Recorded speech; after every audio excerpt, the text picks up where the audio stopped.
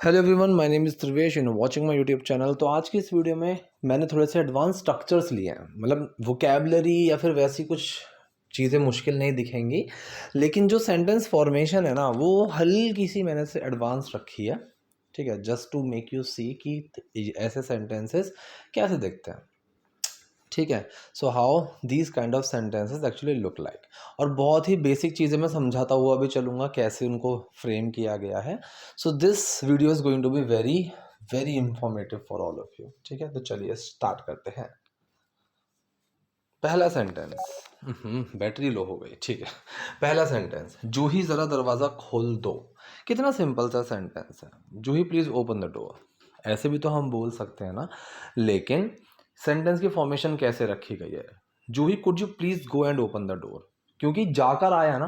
अब देखो, अगर एक ही सब्जेक्ट हो तो मैक्सिमम टाइम यहाँ पर एंड का यूज़ हो जाता है। कोई टाइम होता है तो हैविंग प्लस थर्ड फॉर्म भी आती है, हैविंग डन समथिंग, कोई काम करके। बहुत सारे तरीके हैं, बाय डूइंग, आफ्टर डूइंग, लेकिन इसने सिंपल बोला कि जूही प्लीज़ जाओ और दरवाज़ा खोल दो, उस वाले सेंस में है। ठीक, तो जब भी हम किसी से थोड़ी पोलाइट रिक्वेस्ट करते हैं, पोलाइटली, हम वहाँ कैन, कुड, विल, वुड चारों लगा सकते हैं। ये चीज़ मैं अभी मॉडल्स में पढ़ा रहा हूँ बच्चों को।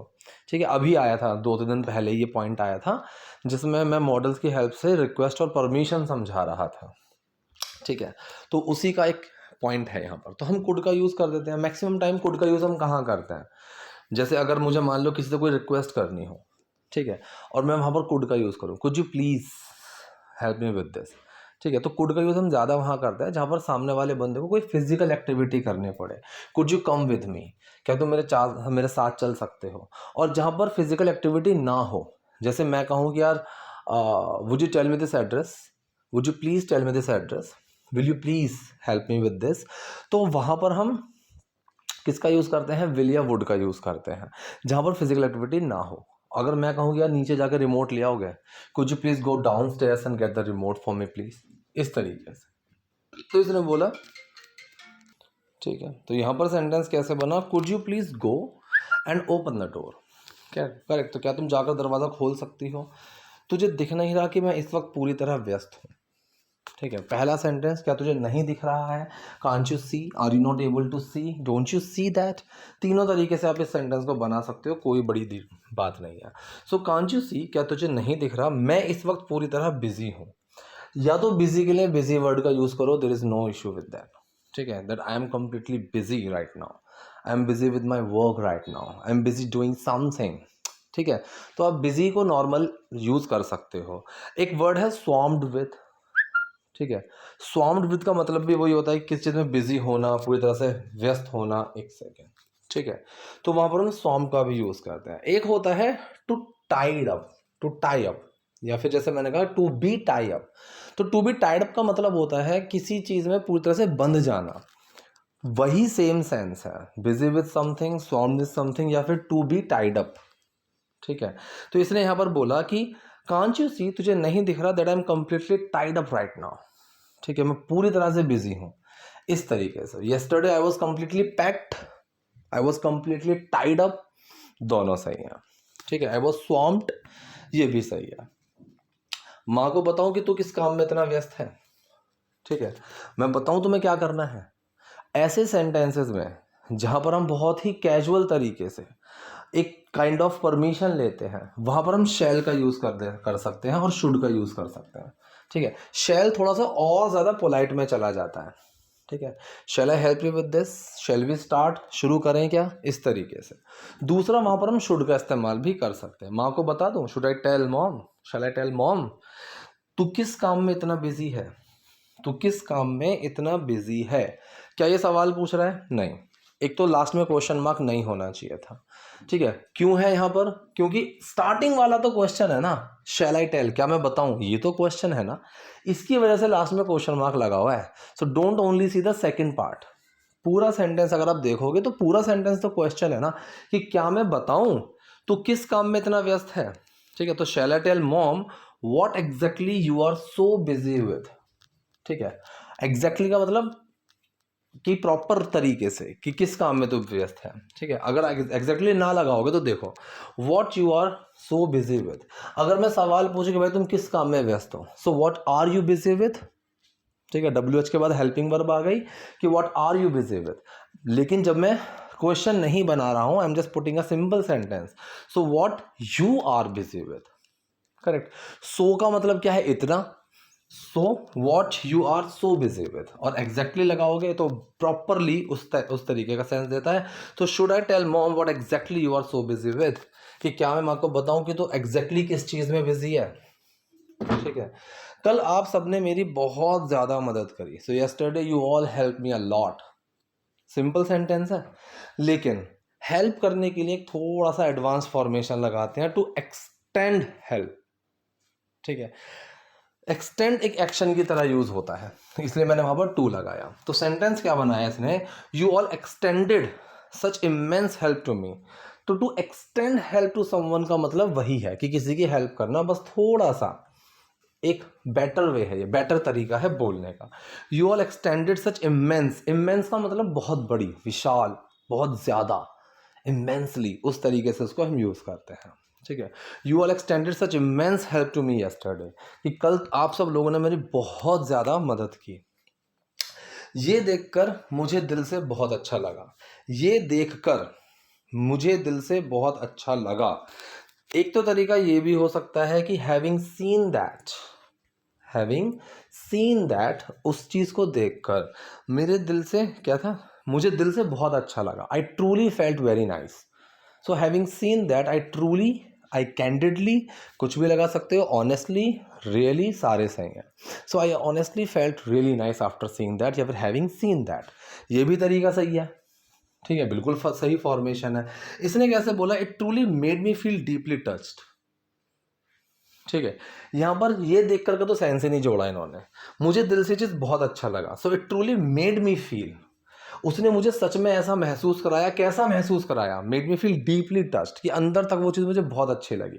तो टच यहाँ पर एक ऐसा वर्ड है जिसका मतलब होता है कोई चीज़ अच्छी लगना। ठीक है, हाँ ठीक है, तो इसने बोला यहाँ मुझे देखकर, अब यहाँ पर टच, हम टच वर्ड की बात कर रहे थे, तो बीच में बहुत सारी चीज़ें डिस्टर्बेंस क्रिएट कर देती हैं। ठीक है, तो टच का मतलब होता है अच्छा लगना।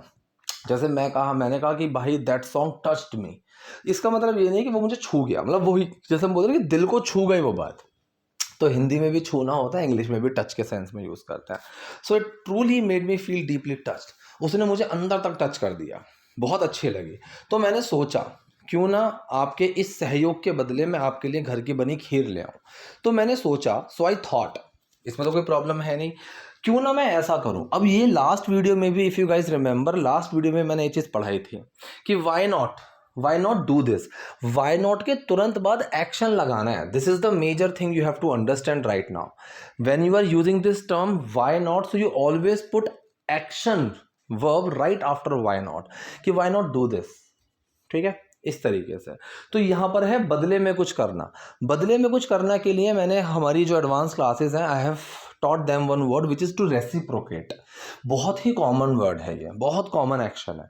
टू रेसिप्रोकेट का मतलब भी वही होता है कि किसी चीज के बदले में इन रिटर्न कुछ करना। तो एक तो सेंटेंस ये भी आप बना सकते हो कि why not reciprocate by bringing some homemade खीर।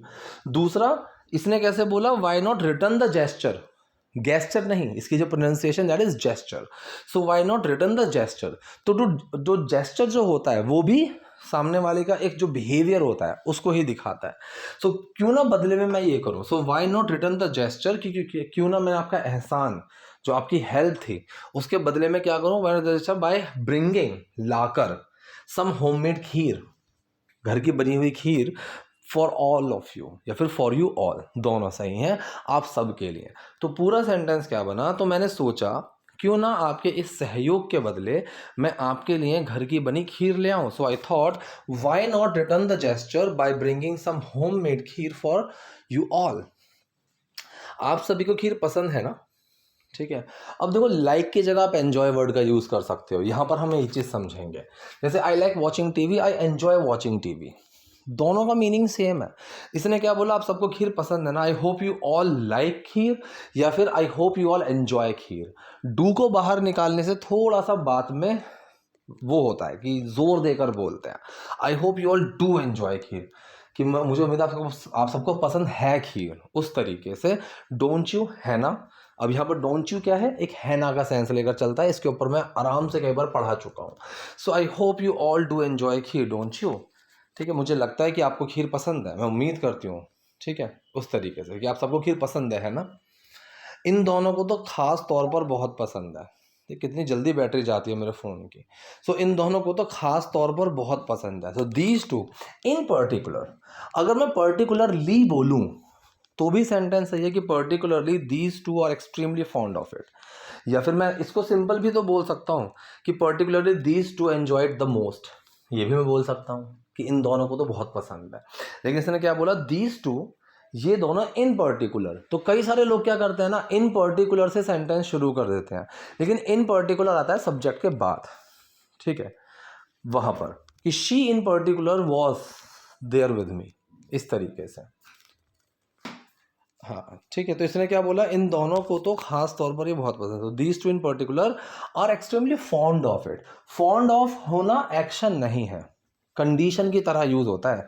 जैसे I am fond of it, ठीक है, I am fond of playing game, I am fond of watching movies, कि मुझे इस चीज़ का शौक है, पसंद है। करेक्ट। नेक्स्ट, ज़रा चक्कर बताइए कि कैसी बनी है। ठीक है, ज़रा चक्कर बताओ, so please have a taste. अगर अब मैं नॉर्मल टेस्ट का यूज़ करूँ तो क्या सेंटेंस गलत है? बिल्कुल सही है। लेकिन थोड़ा सा एडवांस फॉर्मेशन में जाते हैं तो जैसे हम बोलते हैं कि प्लीज़ लुक एट दिस या फिर प्लीज़ हैव अ लुक, तो दोनों में डिफरेंस ये आ जाता है कि हैव अ लुक जो है वो थोड़ा सा फॉर्मल और पोलाइट हो जाता है। So please have a taste, एक बार टेस्ट करके देखो। ये जो हम देखो का सेंस लगाते हैं ना, एक तो हो गया कि एक बार टेस्ट करो, ठीक है, टेस्टेड वंस, और एक हम बोलते हैं कि एक बार जरा टेस्ट करके देखो। ये जो देखो होता है ये इंग्लिश में हैव की तरह यूज करते हैं। So please have a taste, एक बार टेस्ट करके देखो एंड लेट मी नो, और मुझे बताओ how it turned out. Turned out का मतलब कैसी बनी, कैसी लगी। लगने के लिए यहां पर मैं आपको 3 वर्ड सिखाता हूं, 3 चीजें। टर्न आउट, निकली, जैसे मैंने कहा कि वो मूवी तो बहुत बेकार निकली, तुम्हारे अंकल तो बहुत शरीफ निकले, उस तरीके से। Your uncle turned out to be so naive, that movie turned out to be so boring. ठीक है, एक होता है लाइक और एक होता है फाइंड। ठीक, I found that movie so boring, वो मूवी तो मुझे बहुत बोरिंग लगी, या फिर I like that movie so boring. अब देखो कंफ्यूजन ये भी क्रिएट हो जाती है, आई लाइक भी लगा दिया कि आई लाइक दैट मूवी, फिर बोरिंग भी लगा दिया, तो जब बोरिंग थी तो फिर लाइक कैसे आया? राइट। यहाँ पर लाइक का मतलब होता है लगना, मुझे ऐसी लगी। जैसे मैं क्वेश्चन पूछूं कि how did you like the movie, तो how did you like the movie का मतलब हुआ कि तुम्हें मूवी कैसी लगी। इट डजंट मीन कि तुम्हें वो मूवी पसंद आती है, नहीं, ऐसा नहीं है। यहाँ पर लाइक का वो सेंस नहीं होता है। ठीक है, चलिए आगे बढ़ते हैं। तो इसने बोला कि जरा चक्कर बताइए कैसी बनी है, please have a taste and let me know how it turned out. ठीक है, कि कैसी बनकर निकली है, कैसा निकला है, उस तरीके से। जैसे आपकी बातें मीठी हैं वैसे ही आपकी खीर भी बहुत स्वादिष्ट है। ठीक है, सेंटेंस देखो, यहाँ पर एज का यूज करेंगे। यार एज का टॉपिक जितना उतना, ये 3-4 चीजें ना ऐसी हैं जो कि बहुत ही इंपॉर्टेंट है। These things are really really important and everyone must know how do we use all these kind of things. ठीक है, चलिए, आज मैं ज़्यादा बोलने के मूड में नहीं हूँ एक्चुअली, बहुत थक गया हूँ। So this kheer is as delightful as your conversation. तो जब हम किसी चीज़ में एक प्रॉपर कंपैरिजन करते हैं, उतना मीठा जितना ये, उतना तेज जितना वो, उतना अच्छा जितना ये, तो जब भी हम इस तरीके से कोई कंपैरिजन लेकर चलते हैं तो वहाँ पर हम बीच में क्या करते हैं, 2 एज लगाएंगे और दोनों एज के बीच में एक डिग्री रख देंगे, जिस डिग्री पर हम उसको जज करेंगे। सो दिस खीर, ये जो खीर है, is as delightful as your conversation. ये उतनी ही मीठी है जितनी तुम्हारी बातचीत। ठीक है, अंजलि क्या तुम यहाँ अकेले आई हो, तुम्हारा परिवार कहाँ है? इसमें तो कोई प्रॉब्लम होगी ही नहीं। So did you come here all by your self, by someone self, ये बहुत अच्छा है। इसके अंदर ना 2 चीजें हैं जो कि बहुत बारीक है। एक तो होता है सेल्फ और सेल्फ। एक सेकंड रुको। ठीक है, तो यहाँ पर सेंटेंस क्या था, हाँ मैं 2 चीज आपको समझा रहा था। एक तो होता है सेल्फ, ठीक है। अब यहाँ पर एफ क्यों लगा, यहाँ पर VES क्यों नहीं लगा? कई बार आप देखोगे योर सेल्फ VES, कई बार देखोगे एफ। इन दोनों में डिफरेंस होता है बहुत ज़्यादा। ठीक है, एक मिनट रुक जाओ, मैं इसको लिख लेता हूँ क्योंकि इस चीज़ के ऊपर मैं ना शॉर्ट्स बना दूंगा। चलो बाद में देखते हैं, ठीक है। दूसरा, एक तो ये फर्क हो गया, और दूसरा बाय का यूज क्यों किया, बाय योर सेल्फ, ठीक है। कई जगह आप देखोगे बाय नहीं लिखा होता, I saw him my self, इस तरीके से लिखा होता है। I did it by my self, ये लिखा होता है। I did my self this, ऐसे भी लिखा होता है। तो इन सब में डिफरेंसेस हैं, और ये चीज़ें ना कोई समझाता नहीं है, मतलब ये एक पार्ट नहीं होते हैं सिखाने का, प्रोसेस का, but I have made all these things a part of the journey so that we don't miss out on anything, ठीक है। चलिए, तो इसने यहाँ पर बोला कि क्या तुम यहाँ अकेले आई हो, have you come here all alone, ये सेंटेंस भी बिल्कुल सही है। डिड का भी यूज कर सकते हो, पास्ट इंडेफिनिट बना दिया, did you come here all by yourself, ये भी सही है। परिवार कहाँ है, वेयर इज योर फैमिली, तो जो लोग अभी क्लास के हैं उनको तो ये चीज़ समझ में आई होगी यहाँ पर बाय योरसेल्फ क्यों हुआ, क्योंकि वो अपने दम पर की बात चल रही है।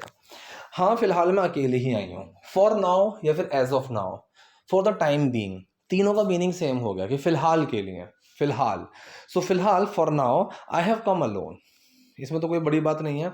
मुझे हाल ही में यहाँ शिक्षक की नौकरी मिली है, इसको तो शिक्षिका मिली होगी ना।